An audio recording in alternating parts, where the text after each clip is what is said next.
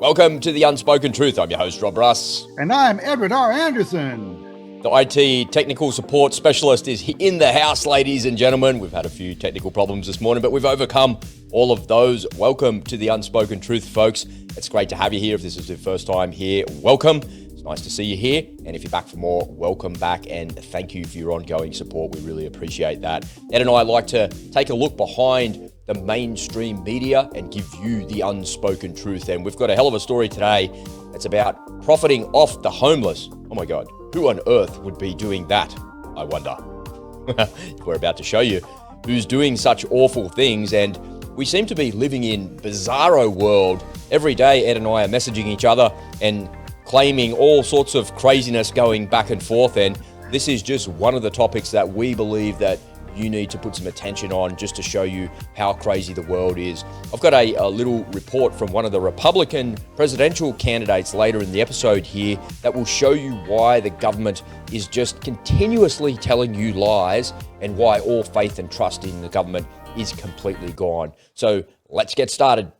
G'day, Ed. How are we today, mate? You good? Living the dream, Robbie. But I got to tell you, though, I really hate technology.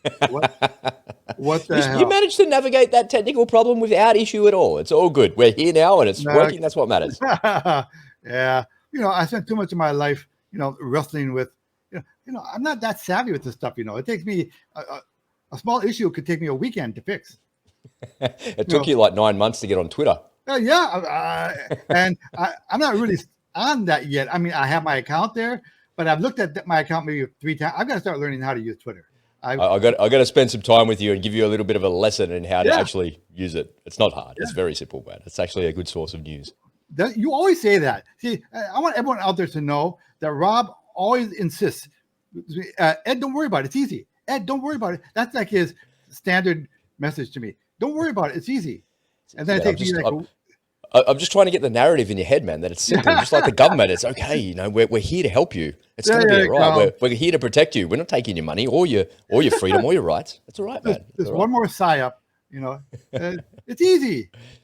Yeah. All right, man, let's get into the show. Tell us a little bit about who is profiting off the homeless and why on earth would someone do such a horrible thing? That's awful, man. Well, I've been thinking about it since I've done my report. And since you posed that question at the beginning, and so who would profit from it? Well, you know what? If I could, I probably would, You're there, the eternal capitalist. I'll do anything for $500, he says. But the question is, are you taking advantage of it? I do believe that capitalism, free market capitalism, can solve every single problem there is. When we get in trouble is when the government gets in the middle and the government tries to pick winners and losers, and the government mucks everything up.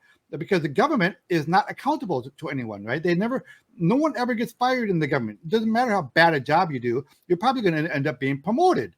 Or, you just have to show up for work, and if you're going to fog a mirror, you're going to get promoted. And so there's no accountability. Where in the private sector, there is accountability.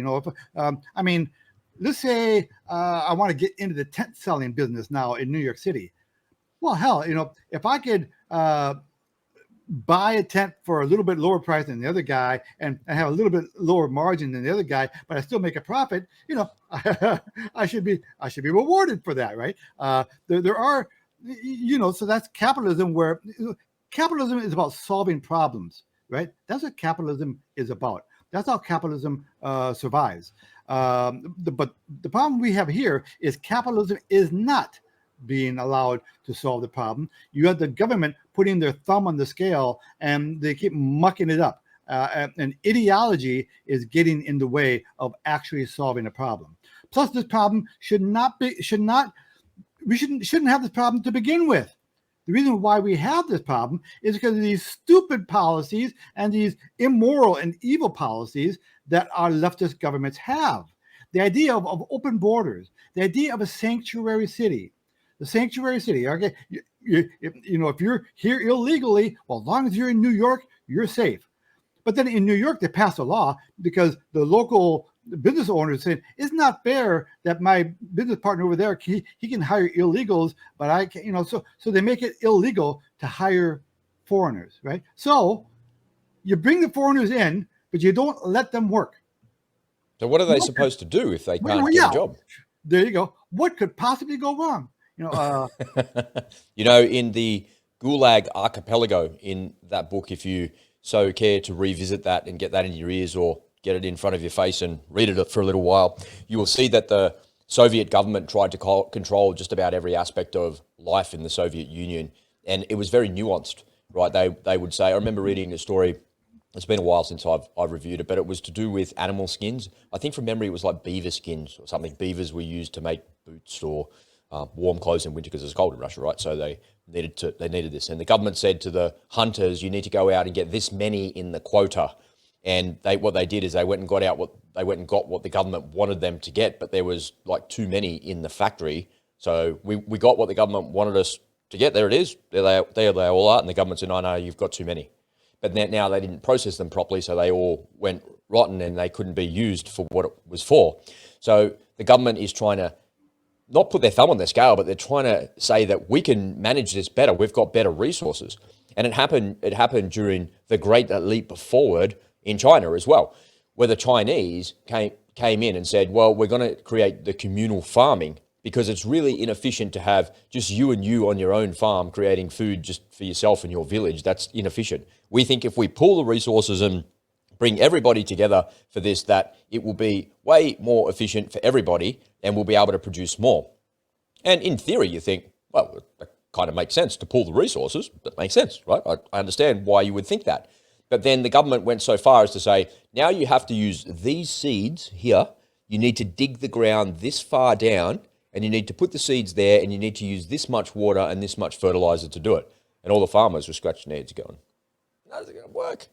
That won't work. That might work where you are, but it's not going to work here. And they said, shut up, do it.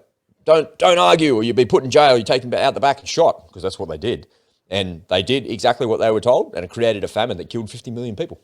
And that just shows you that the government is completely inept at managing the things that capitalists should manage, because the free market, as you say all the time, Ed, that's the solution to it, is just to let innovation to sort all of these things out. Yeah, for absolutely everything. If green energy was a real thing and it worked properly, take away all the subsidies and let the world's largest companies invest into green energy, and let's figure out how it works. The only reason they invest is because they get the government subsidy to do it all, because they can't come up with the capital to actually build the roads or acquire the hardware they need to actually get it done. The capex is just too high.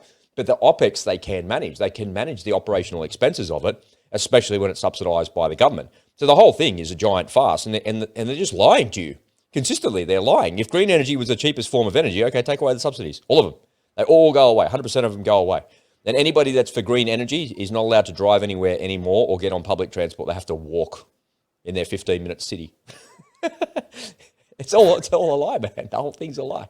You know, one of these weeks, we're going to have to take a week off and just talk about marshmallows and rainbows or something. I remember saying that to you once, man. Man, that's another doom and gloom story. And you're like, well, what do you want to talk about? That's what the news is. Come on, man. Come on. Yeah, well, look, we're here for you guys. We're here for the audience. So I hope, please, if you haven't subscribed, if you're just seeing us for the first time, please make sure you subscribe, because we cover a lot of really good stuff. You never know what you're going to get on a day-to-day basis with the Unspoken Truth. So yeah, if nothing else, let's roll tune in for that. Amen to that. Let's roll the dice and have a look at your report and have a little chat afterwards. All right, here we go.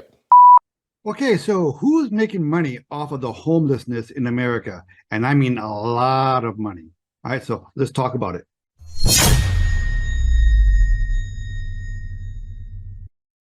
Okay, so the disastrous policies of our current administration has led to a really serious problem in the United States of America in terms of homelessness. Our open border policy has flooded America with all sorts of illegal immigrants. We don't know who they are. We don't know what kind of background they have. We don't know what kind of diseases they have. And these people are showing up in our large cities, in large encampments, and sleeping on our streets. I mean, children cannot go to parks to play anymore because of the degradation caused by this massive influx of illegal immigrants and homelessness. Let's take a look at an article out of Zero Hedge. Biden's open border policy create Depression-era Hooverville in New York Central Park. The Depression-era shantytowns known as Hoovervilles are about to make a triumphant return smack in the middle of New York's Central Park.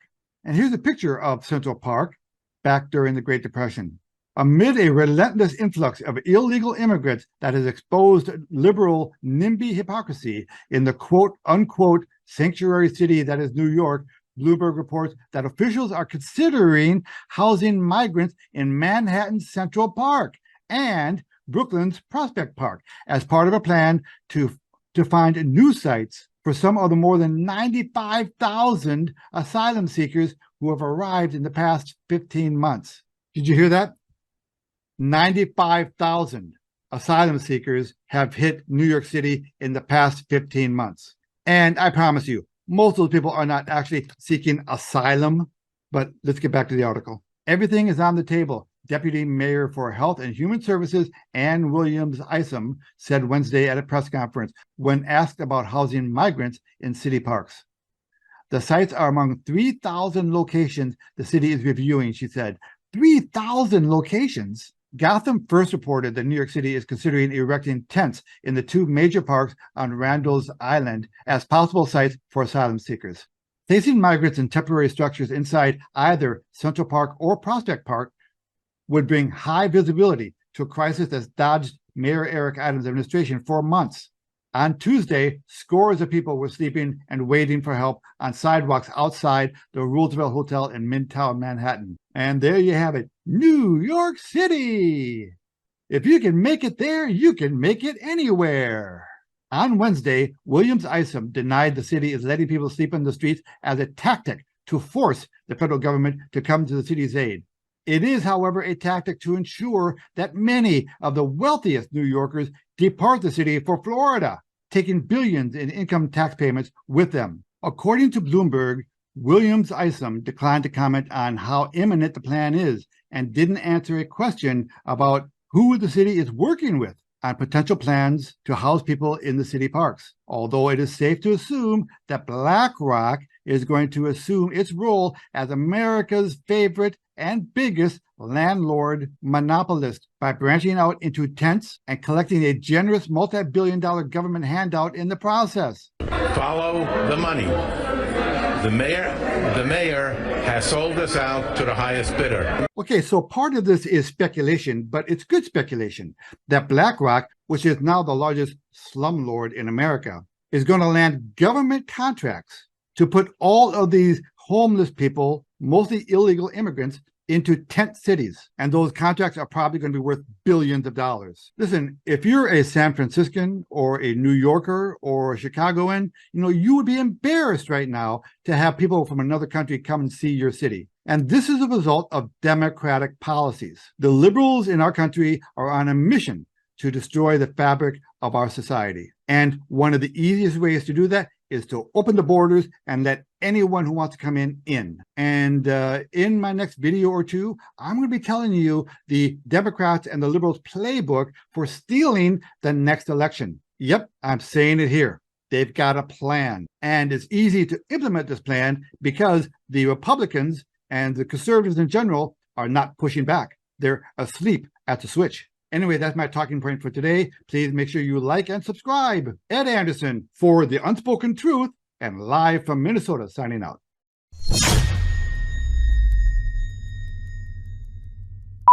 Well done, mate. That was a very, it's very telling, isn't it? I can't put politics aside for a second. The whole reason that people cross the border in the southern United States is because where they live is shit. Mm-hmm. And it's just terrible, right? The government's the socialist governments in South America are horrible, and these people don't have an opportunity. They're literally starving, man. If you see reports with them, all they want is a better life. And fundamentally, whether or not we had a TV show here for ages ago called, I think I mentioned it a couple of times in the show. It's called "Go Back to Where You Came From." So people were coming to Australia on illegal boats, and they were doing anything that they could to get here, and it was because of, again, the liberal policies, not the Liberal government, but the liberal policies of the Labor Party allowing an open border policy. And the person who's responsible for it all is the climate change and energy minister, Chris Bowen, who was at the time the immigration minister, and more than 2,500 people died at sea under his watch. Estimated, we don't really know for sure, but there was a lot of people that died because of him, and now he's a minister in the government destroying our economy in the process. So not only did he kill those people, he's responsible for mass deaths, he was also responsible for the mass deaths in Australia here because of the energy problems that he's creating. But when I look at that show, and I remember that show, they would interview these asylum seekers, and they came from shit circumstances, man. Places like Iran and Iraq and Sudan and all of these, like they were political prisoners, they were being persecuted, and even if they weren't political prisoners or being persecuted, they just wanted a better life for their families. And when these poor people, I can't help but look, man, they're sitting on the street at nighttime. I just think about how tired I get in the evening, man. I start my day at 3:30 or 4 o'clock in the morning, and by the time 8 o'clock rocks around, man, I'm tired. I want to just lie flat on a soft bed and just go to sleep, man. And these people can't do that. They're sitting on a concrete gutter on the side of the street in the freezing cold or the boiling hot. It's just horrendous, man. Like the government is creating this human misery at a scale we've just never seen before on your front doorstep. It's like crazy. And now there are a few things that I could think of, simple things that I would do to solve this problem. You want to hear my solutions? Okay, so number one, so these Central and South American countries, they're all socialist. They're all Stop it, cut it out. Right? That's the first thing. Right. Now they were elected by their own people. And this has been going on for decades and decades and decades. You guys keep electing these freaking socialists. Stop electing goddamn socialists. But that's the thing. I'm not sure that they're electing anything, right? It's just the whole thing is just one big giant racket. It's a whole corrupt thing. That's how they keep coming into power. The vast majority of the illegal immigrants that cross the border are military age men. They're young men. These are men. They're the people that can make the trip, though. That's the other thing, right? Well, they could be at home. Okay, so here's a few of my solutions. Number one is at least two of the countries down there, El Salvador and Guatemala. The number one contributor to their GDP is, want to take a guess? Is remittances. Oh, of course, yeah. Money coming back from somewhere else. Yeah, right. Crazy. That's the number. Right. So that's their number one source of revenue at these countries. So obviously these countries are not making any kind of effort to keep people from going over there. Yeah, please go. You know, they're probably better off emptying out their prisons and just send them over the border. Let us worry about them. You know, save them the expense of housing, their criminals. So we get a lot of the worst out of them. Not to mention the human trafficking and that one subject that we cannot talk about that is proliferating because of all this that's being allowed. So there's a lot of money to be made in that regard. So I would be taking over so many freaking bank accounts, people down there. I get the Justice Department on that. Say, all right, start going after these guys. Go after the money and confiscate it. And we'll use that money to build a freaking wall, or we'll build that money to finance, the social security system for these countries back home. So I would start taxing these remittances. I would triple, quadruple the taxes to the remittances back to their own countries. So that's a revenue stream for us. All right, we make a little money off of it, and it's a huge disincentive for people to come up here.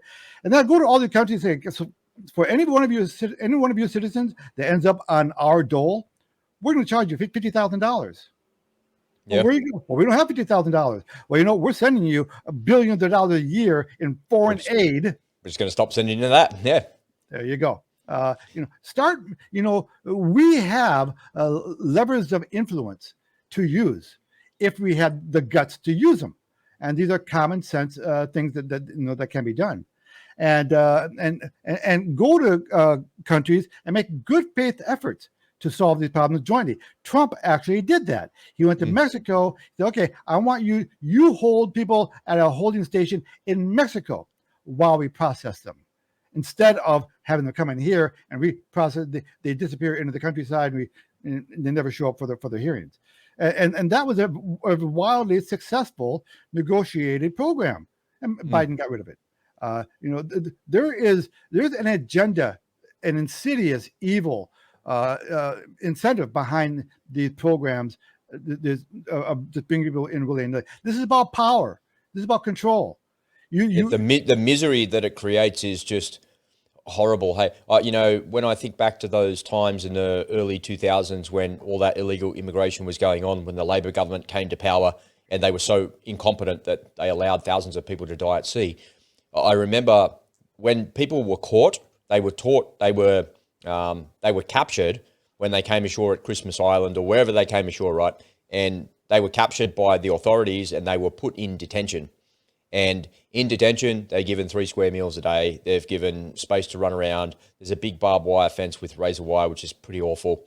And then over a period of time, they were let out of detention and into society and were looked after.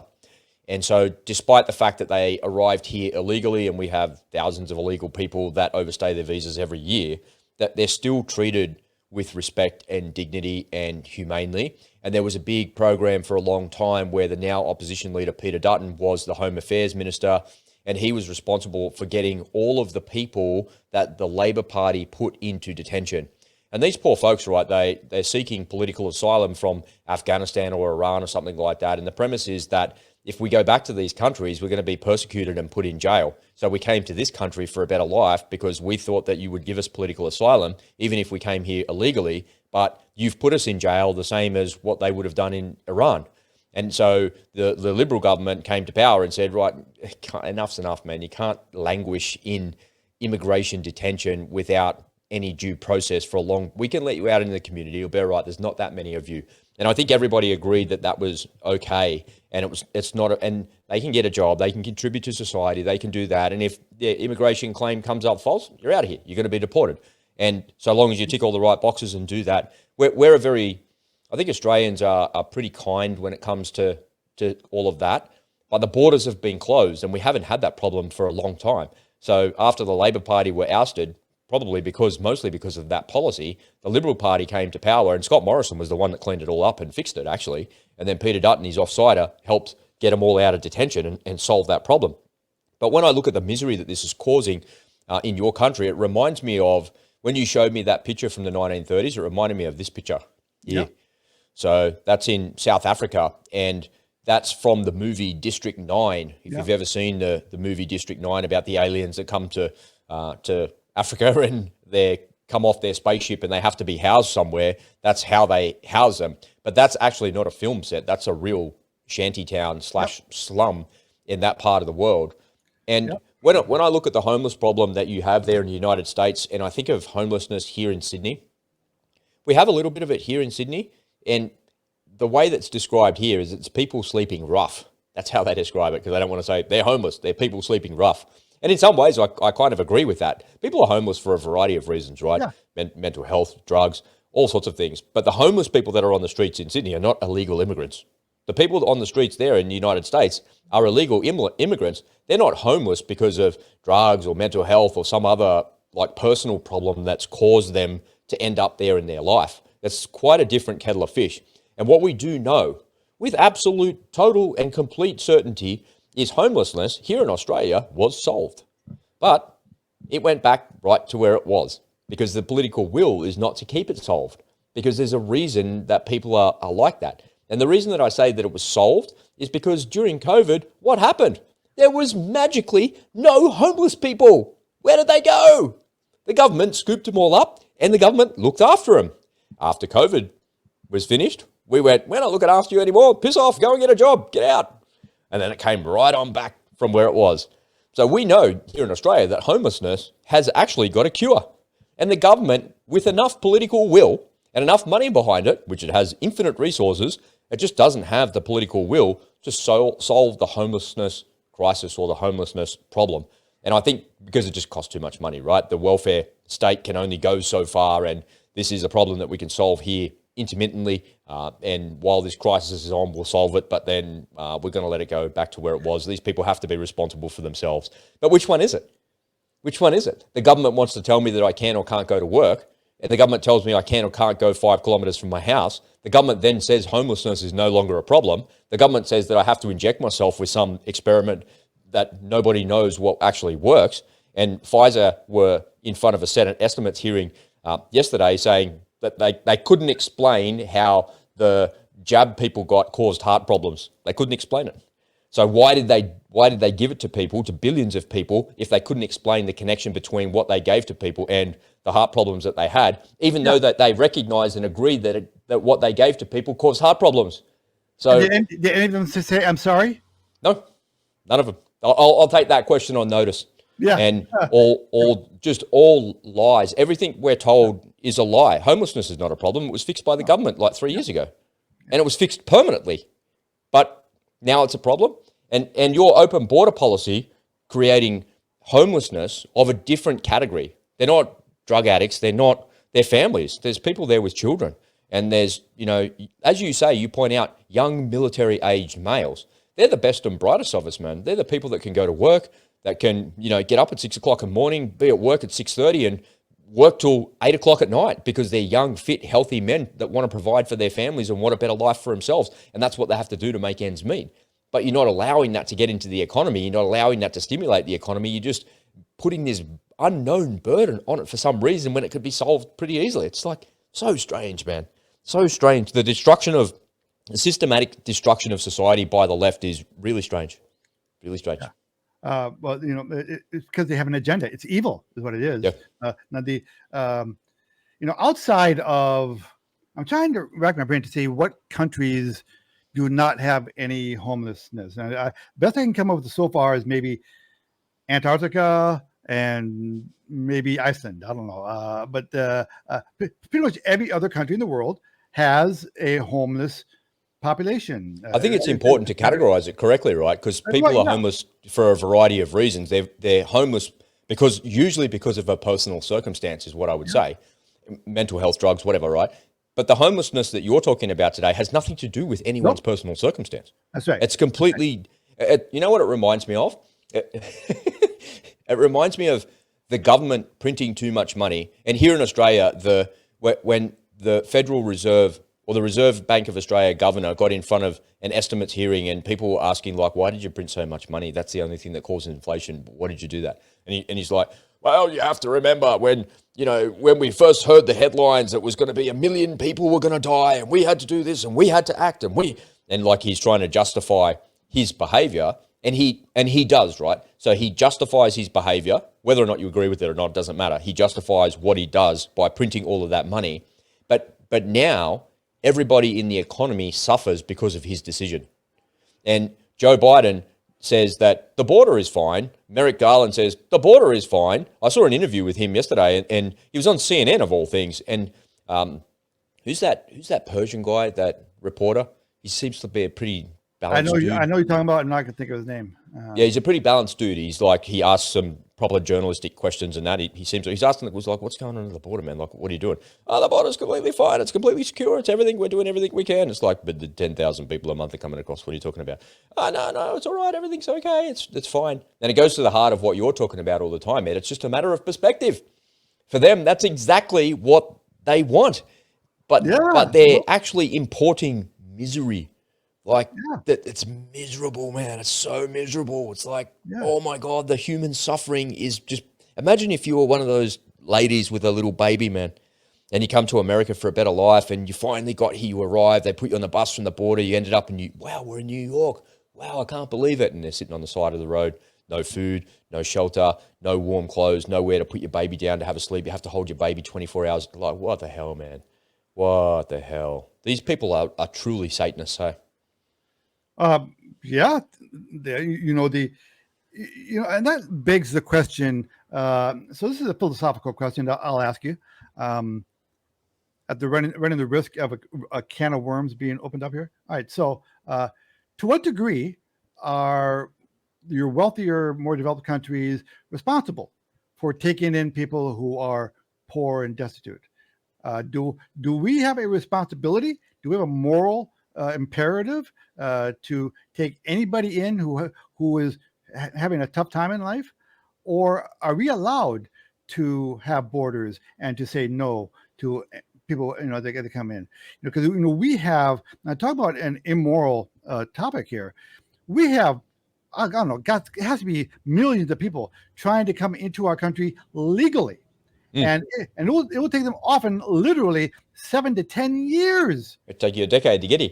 Yeah, to get here. And I'm thinking about I got a pretty close connection to the Filipino community. My ex is a Filipina, so when I was in New York, I knew a lot of Filipinos, and their dream was to come to America, right? And the vast majority of them, they applied and they worked hard and they passed they studied for the test and they passed this test and they waited and they watched that mailbox for 10 years before they got permission to come in.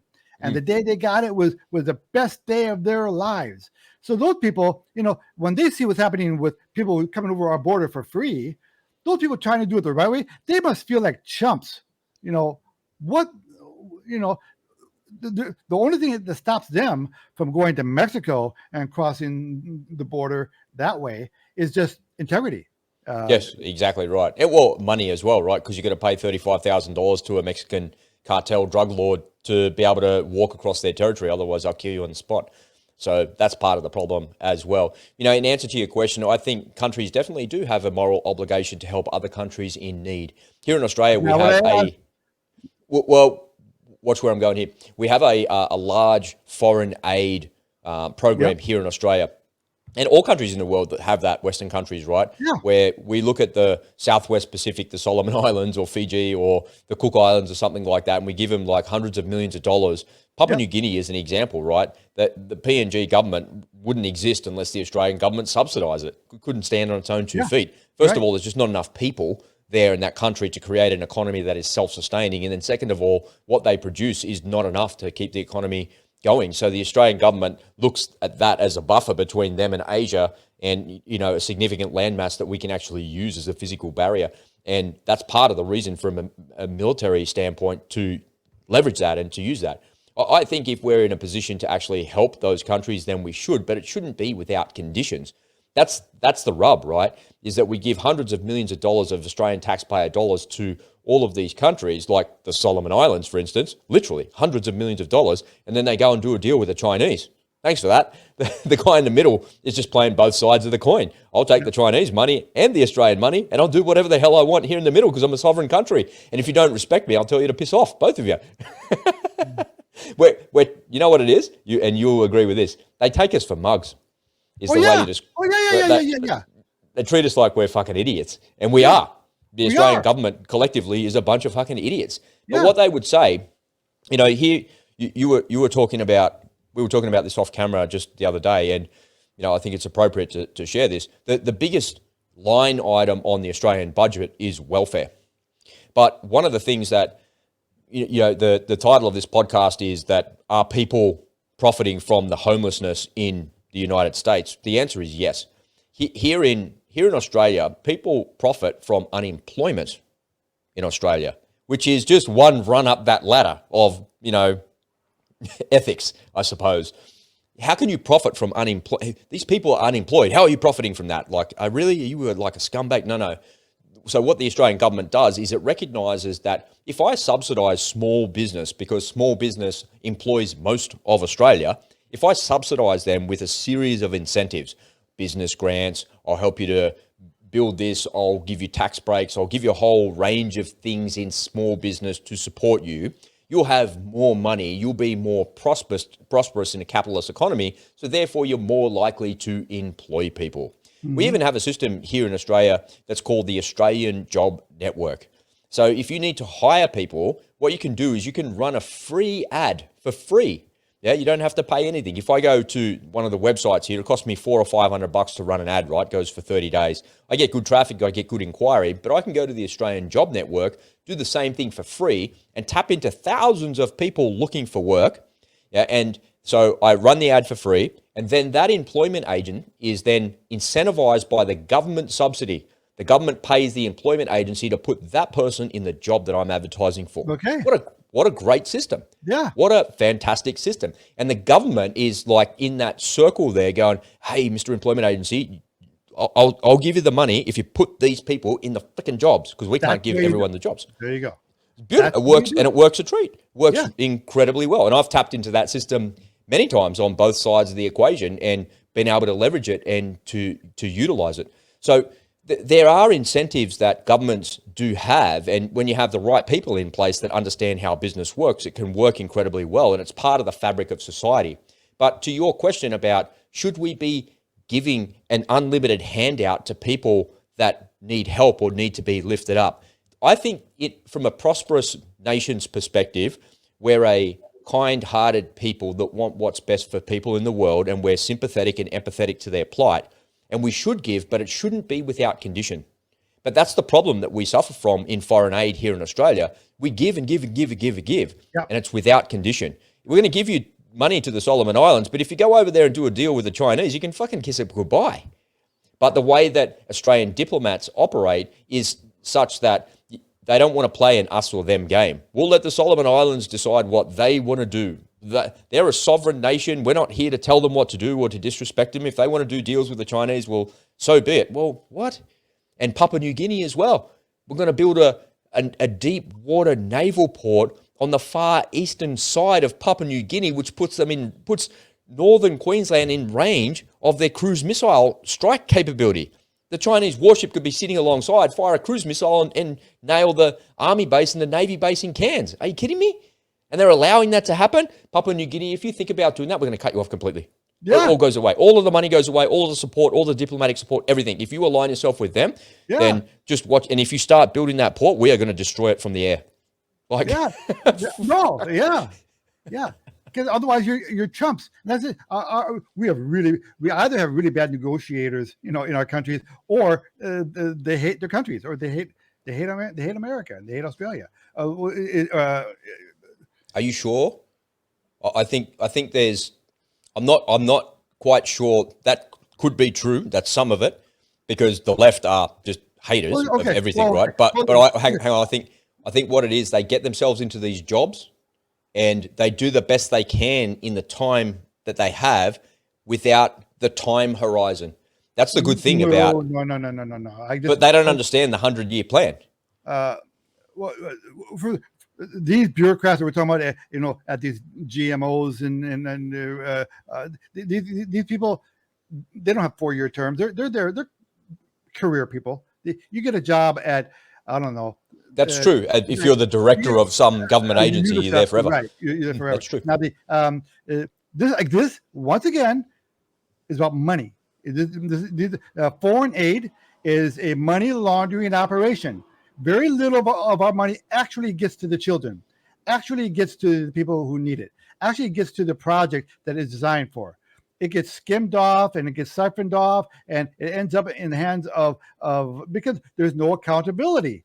We know that for absolute certain as well, Ed, right? We've seen that in Africa, where the Chinese go and, you need an airport? No worries, we'll build it. You need a bridge? We'll build it. We need a road? We'll build it. And those African economies are like, oh, thank God. Because we're sick of all of the International Monetary Fund and the World Bank coming in here saying, all right, here's the handout, but you have to do this to get the handout. They're like, well, we don't want a handout. We want somebody actually to build the infrastructure for us, because we want an economy. And the handouts that they get are never enough for them to go and build that port, build that airport, build those roads, build those bridges. And the Chinese come in and go, we'll just build it all for you. And we'll just bring our labor, so you don't have to worry about that. We'll bring the labor in, and then what we're going to do is we're going to come and use that port, and we're going to lift up your. It's brilliant, man.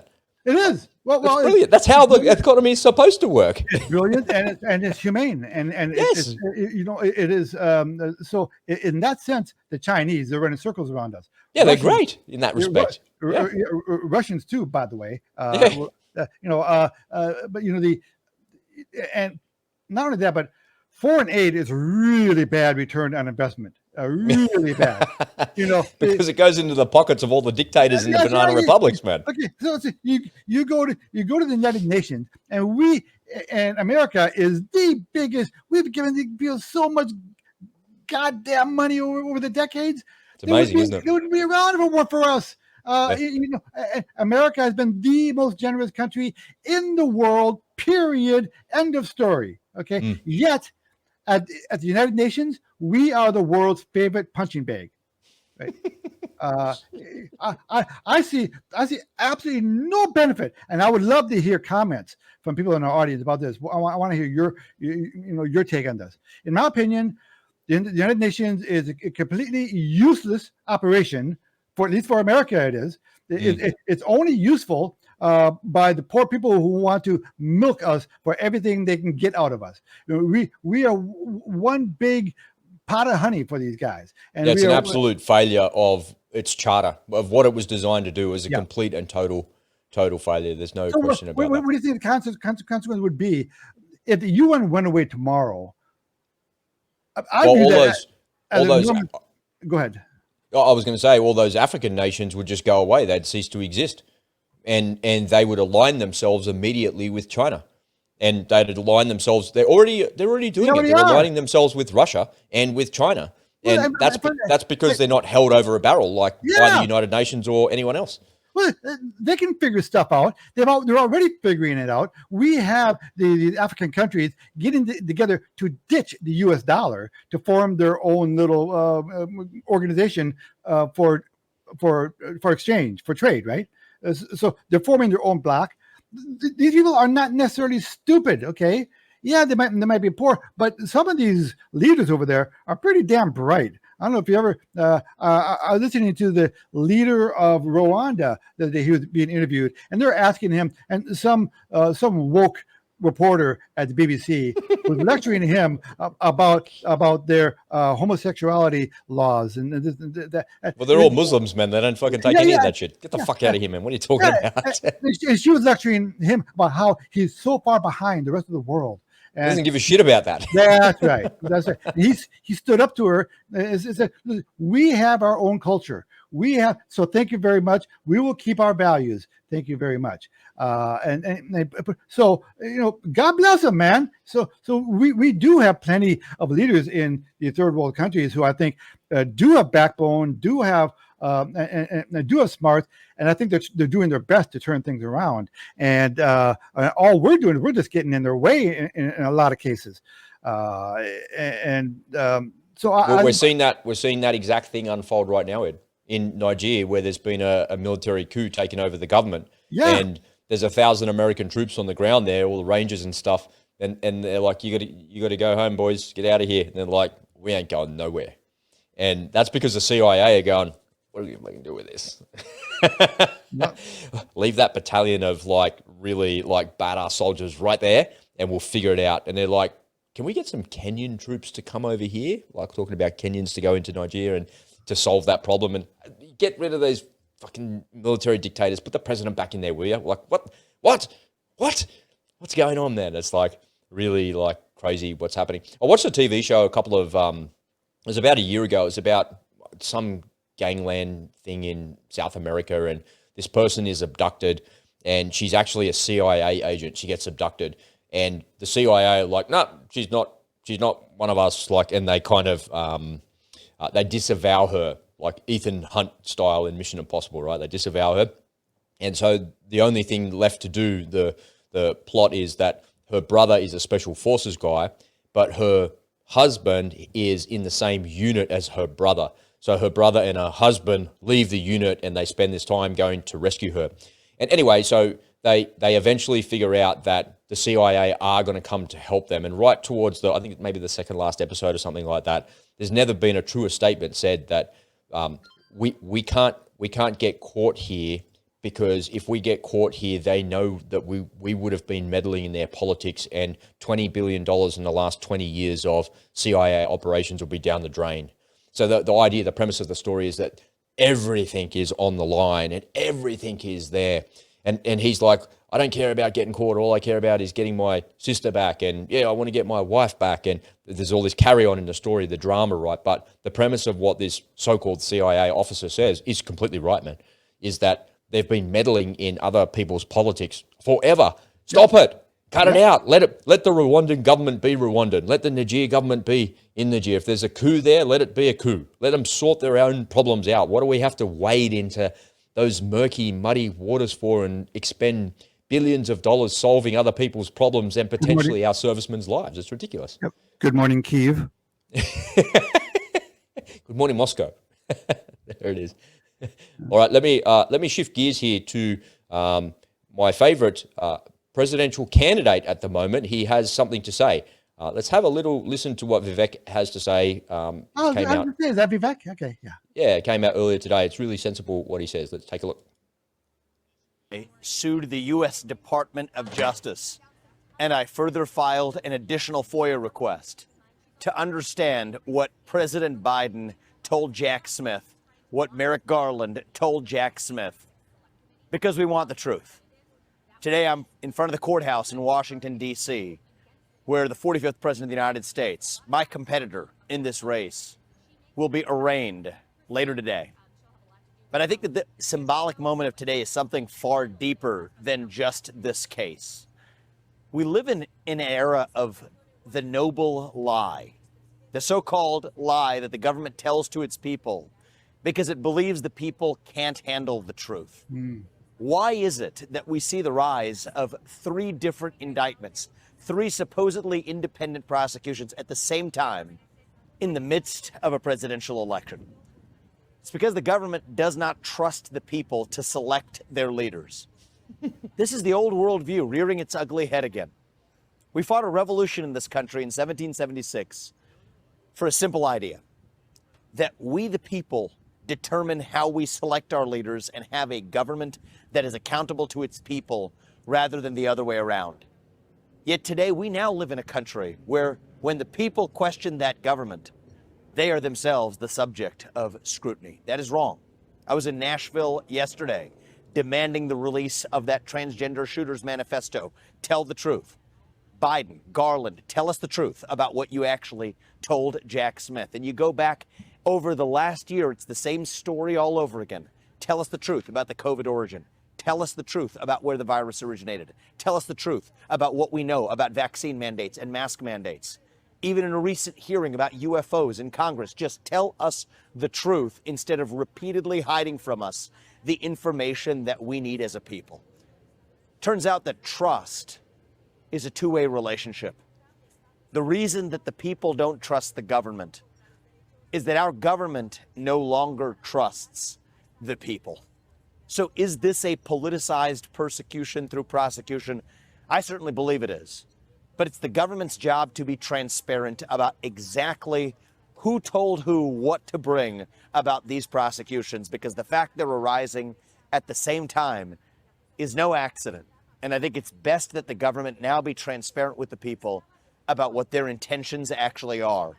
Without that transparency, we can only expect far worse in the future. Earlier this I like his sentiments, but I think he might be living in a dream world. What do you say? Oh well, but it's important. It's important to say it. Yeah, it is right. Yeah, and to say it often, and to hear it and hear it. I don't care who's delivering the message. I want to hear that message delivered as often as possible. Is he a subscriber to our channel? He must. He's going to be a co-host. There you go. Oh, man, I knew it. Yeah, I'm getting rid of you. Yeah, I just knew you're just waiting for the opportunity to cut me loose. I just knew it. Damn it. Okay. You know, when somebody comes out and says those things, he's really just saying what everybody else is thinking. Well, you would hope. On his side and his views, right? That's why he's got those views. Because there wouldn't be a single person out there that would say, well, if Trump has been indicted 3 times all at the same time, well, why is that? What's going on with that? The only people that wouldn't want to know that is the people that don't want Trump in power. But if that was happening to you, you'd want to know. Like if the shoe was on the other foot there.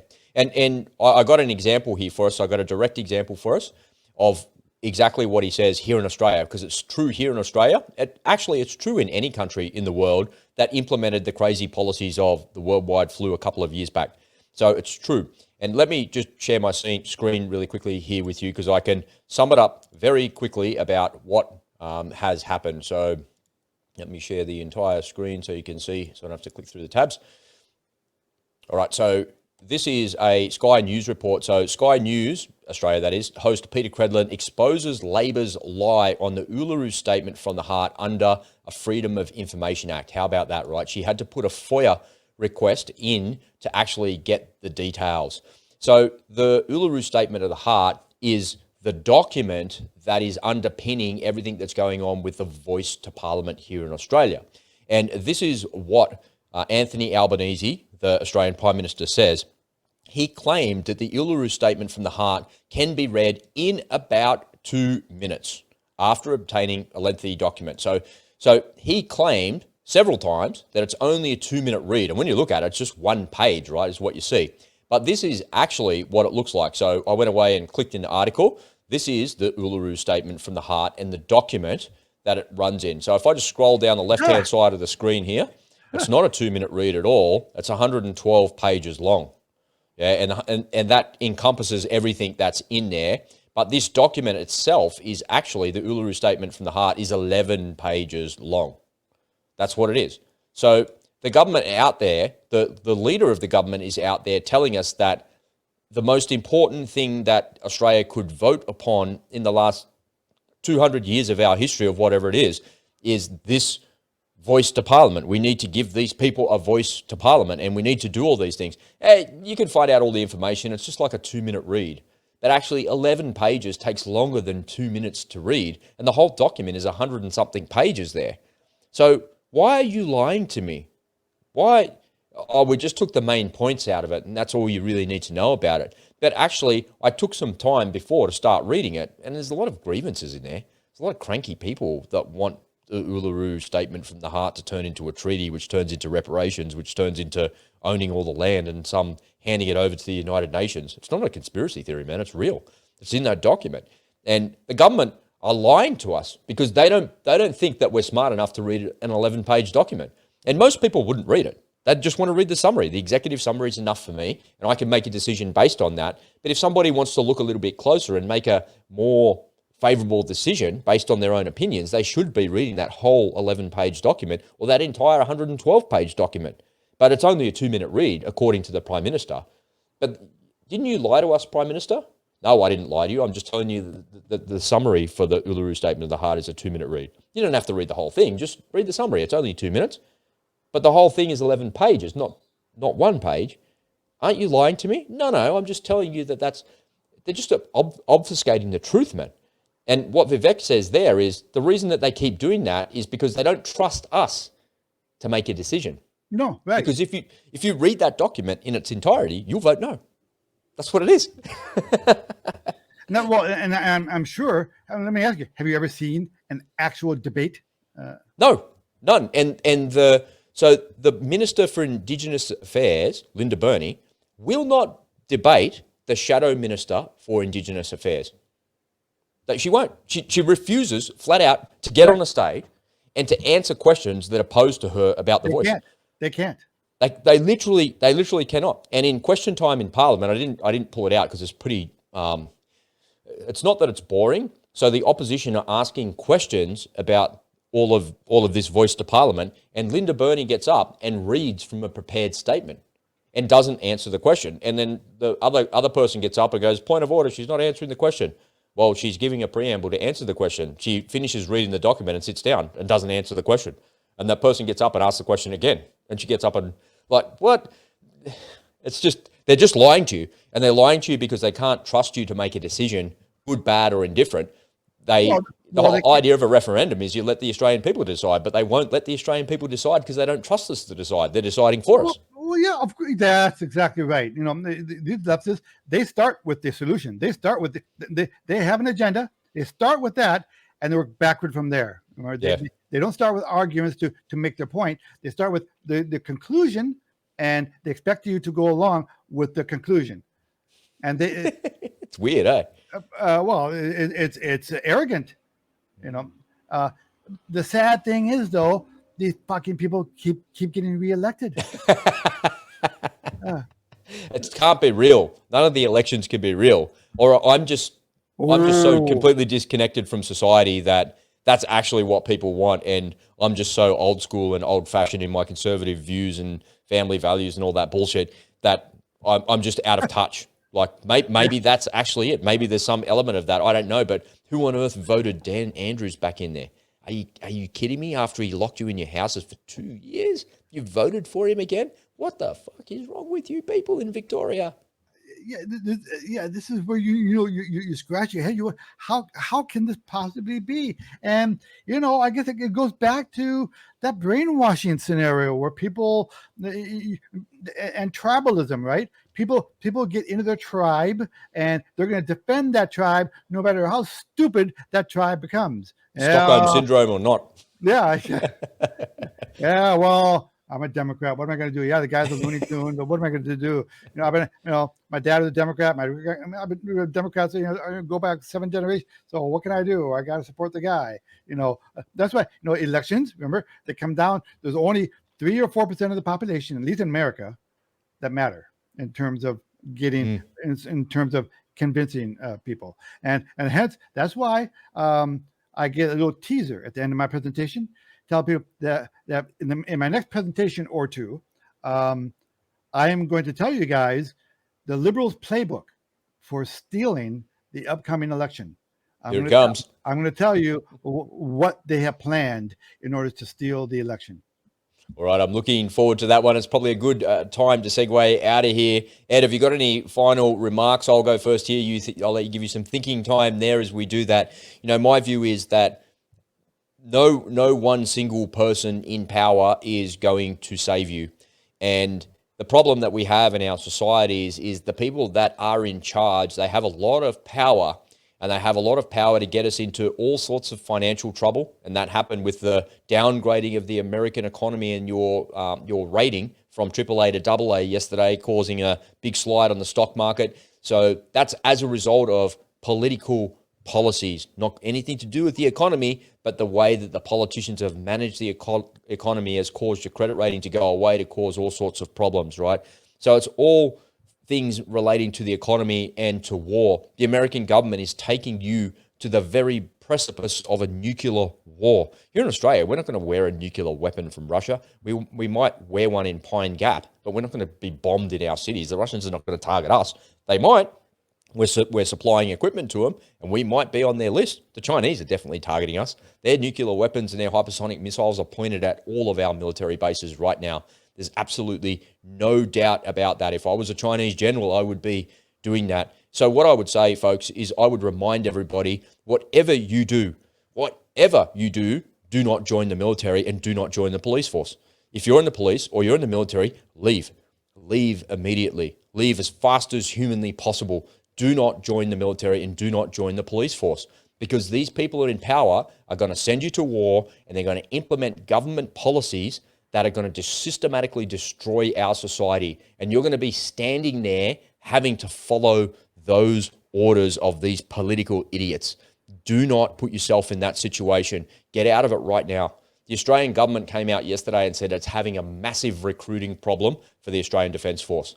No shit. Good. Don't join. Whatever you do, don't join. I used to be the biggest advocate for that. I used to be the complete opposite of that. If you're a young person, join the Navy, travel the world, go and do all these things. Go and run around kicking doors with a gun. It's the funnest job ever. You're going to love it.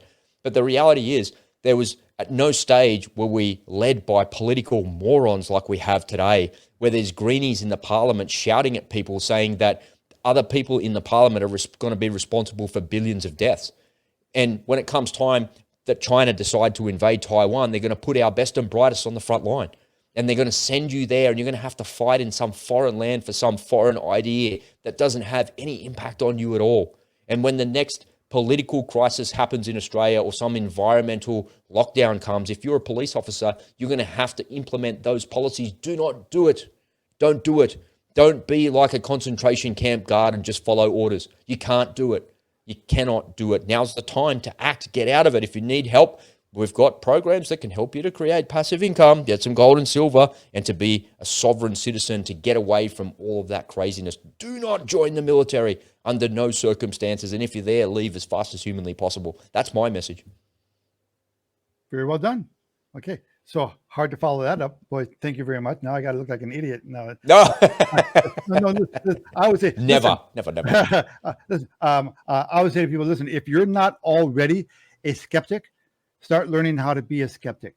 Yeah. Don't believe headlines. Ask questions. The problem with our media is they never ask the follow-up question. The hottest day in 120,000 years. No follow-up question to that? So you got to learn to ask the follow-up questions yourself and seek out the answers. And the one way you can do that is by following the Untold Truth. Join us here, subscribe, give us likes at every opportunity. Let us know if you want us to cover a topic that we have not covered yet. And remember, the media, there's one way you can tell whether they're lying to you or not. If their lips are moving, they're lying, baby. There it is. Nice one, Ed. Thanks for your report today, and thanks for allowing me to share my thoughts and opinions with you, and thank you for sharing yours. I really appreciate it, man. Always a pleasure, Rob. All right, folks, don't forget there's a podcast version of this available over on Spotify and Apple Podcasts. Make sure you scroll down and have a look at the links in the description. Come and join us on Twitter and follow along in Telegram as well. That wraps it up for the show today. We'll see you next time. It's God save the Queen. God save the Queen.